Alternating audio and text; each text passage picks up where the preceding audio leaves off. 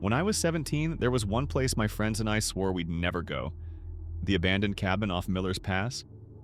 Everyone in town called it the Echo House because supposedly, if you whispered inside, something whispered back. But legends are just legends, until they aren't. It started when my friend Lucas found an old, crumpled map in his grandfather's belongings. On the back, written in shaky handwriting, was a note: "Don't open the cellar, whatever you hear, don't answer." Lucas thought it was hilarious. I didn't. But he convinced me and our friend Riley to go just once in the daylight to see if the cabin even still existed. We found it after a half-hour hike, a sagging wooden structure swallowed by trees and silence. No wind, no birds, just stillness.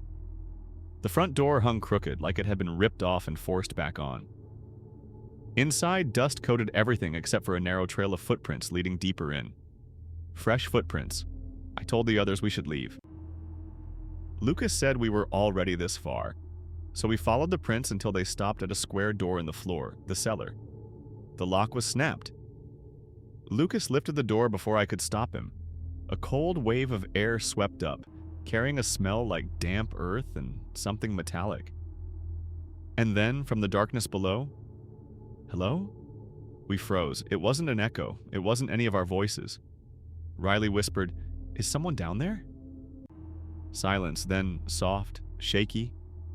"Please, help me." Lucas took out his phone light and started down the stairs, convinced someone was trapped. Riley tried to follow, but the moment I stepped onto the stairs, every instinct in my body screamed, "Run." Halfway down, Lucas's light flickered. Then it died. 2 seconds later, he screamed. Riley bolted down after him, but all I could do was stand there, trembling, listening to chaos in the pitch black below. A frantic scramble, a thud, a wet, choking sound. Then, right next to my ear, even though nothing was there: "Why did you open the door?" I flew up the stairs and out of the cabin, sprinting into the woods until my lungs burned. I reached the trail before I realized Riley wasn't behind me. I called their names over and over. Finally, Lucas stumbled out of the tree line. His clothes were soaked, not with water, not with mud. His face was blank, eyes unfocused, like he had been emptied out.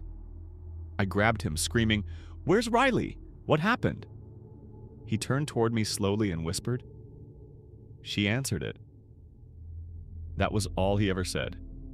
To me. To the police, to anyone. They searched the woods for weeks. They never found Riley. They never found the cellar either. The cabin had collapsed by the next morning, as if something beneath it had wanted to bury itself again. Lucas, he wasn't the same. He barely spoke after that. And 5 months later, he vanished too. His parents found only his muddy shoes on their porch. Inside was a slip of paper. 3 words: "Don't answer back." And the handwriting, it wasn't his, it was Riley's.